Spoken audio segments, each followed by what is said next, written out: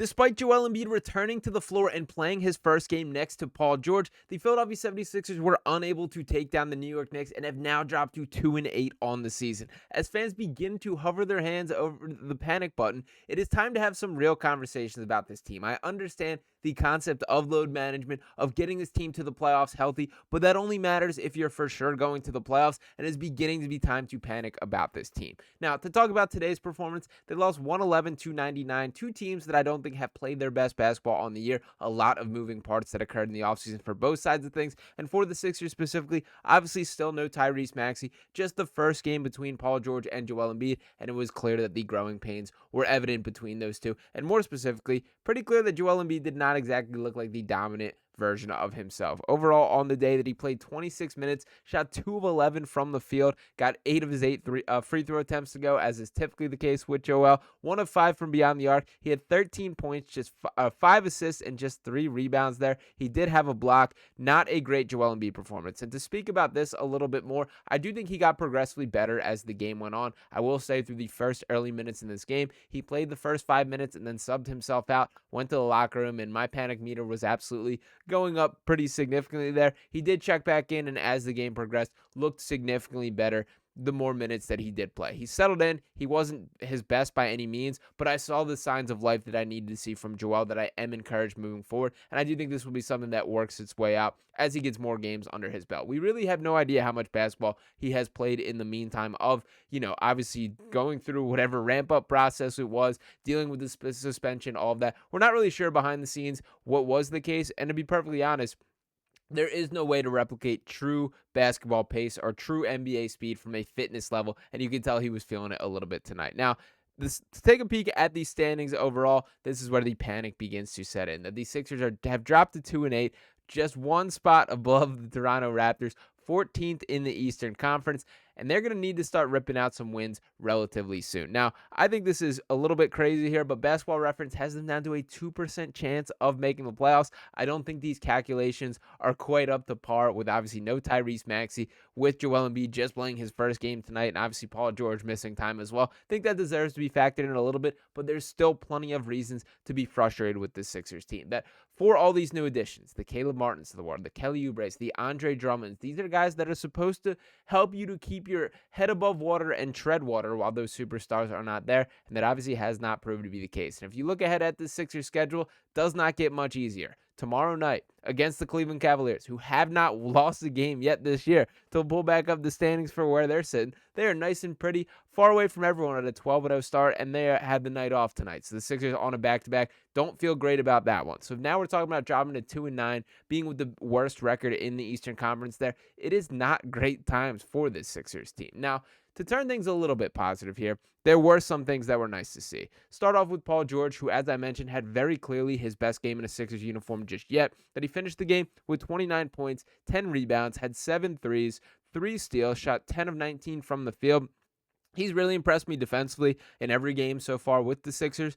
But a guy that still had some issues in this game, that I thought he had some bad turnovers. The passing was just weird decisions at times. He had just telegraphed to dump down to the post to Joel at one point that was just so easily picked off by Mikal Bridges. I could have told you where he was going watching it through the TV screen. There's got to be some decision-making that needs to be improved with Paul George, but nonetheless, it was nice to see a little bit of signs of life for him getting on a hot streak and knocking down shots at a regular rate here. And probably the even bigger bright spot in this game was Jared McCain. That to pull up the box score once again and what he has produced in this one, that he finished with 23 points. This is back-to-back 20-plus point performances, with him really being a driving force of why they did get that second win against the Charlotte Hornets with his 27-point performance in that overtime victory there. But in tonight's game, he had 23 points, added 3 rebounds, added 2 assists, shot 7 of 16 from the field, 4 of 10 from 3. I love that he's getting that level of 3-point volume already. Very exciting stuff there. And I still think the best games are yet to come with Jared McCain. Now, to touch on exactly what we've seen from him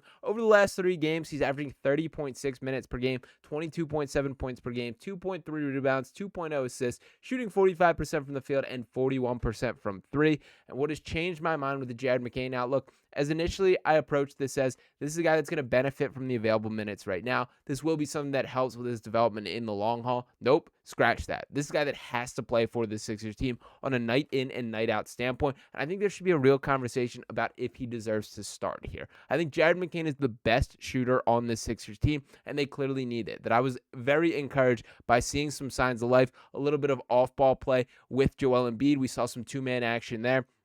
There's a couple plays here. I have not seen a rookie quite as fearless as what we're seeing from Jared McCain. The moment is never too big for him. He does not care. And I do think you can break out a little bit of the playbook of the Seth Curry or JJ Redick type two-man action with Joel Embiid. That is what I'm expecting. And there was a lot coming out. I was pretty critical of the player comps calling Jared McCain Seth Curry because, to be perfectly honest, I thought it was kind of a lazy comparison to me that, yes, they're both Duke guards. Yes, they're a little bit undersized. But there is way more to McCain's game than we ever saw from Seth Curry. I think he's a better playmaker than we ever saw from Seth. I think he's way more physically imposing. That no, he's not tall, Jared McCain, but that dude is strong, man. He's got a super low center of gravity. He's super comfortable when keeping guys on his hips and fighting to the basket there.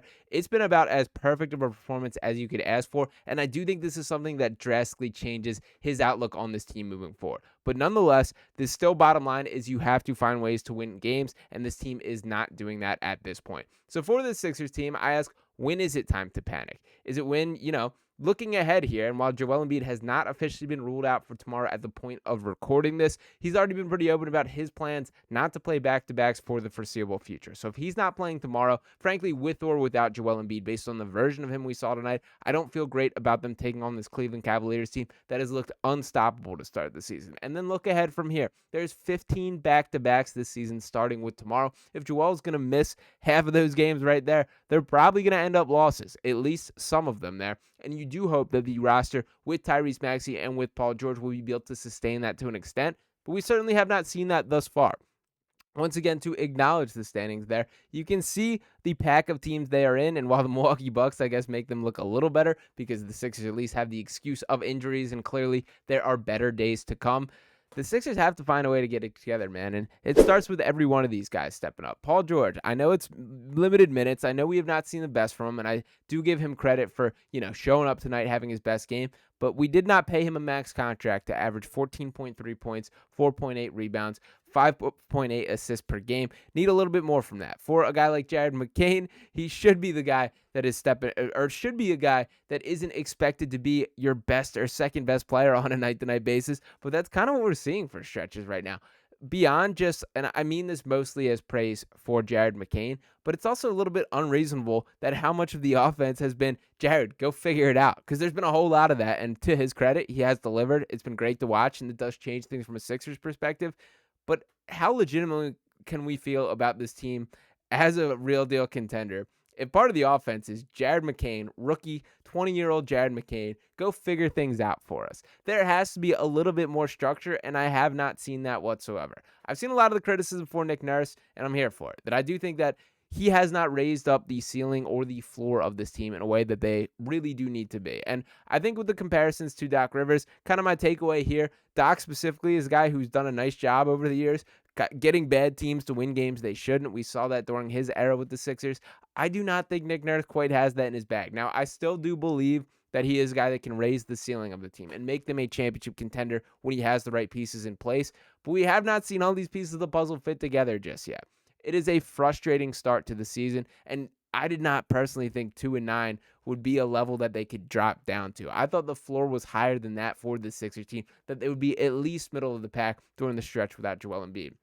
There's a lot of reasons why that is the case, but the bottom line is guys have been underperforming, and there is not much time for that to continue. That they have to turn things around in the short term, or we're going to having a tough conversation about the future of this team. Joel Embiid is not getting any younger. Paul George is not getting any younger. That money has been invested in these two. That is the belief that this is the core. We need to see that in place, and it has to begin converting to wins soon. Hopefully that changes. Maybe they have a puncher's chance tomorrow against the Cleveland Cavaliers, but we very well could be looking down the barrel of 2-9. For the time being, they sit at 2-8, and I remain in panic mode. So let me know if you guys are with me in the comments, but I was incredibly frustrated by this loss against the Knicks tonight. one that I think was winnable, and frankly, I don't think the Knicks played particularly well in it. Yes, Karl Anthony Towns had his moments. Yes, there were stretches. Josh Hart turns into the greatest shooter of all time when he plays the Sixers.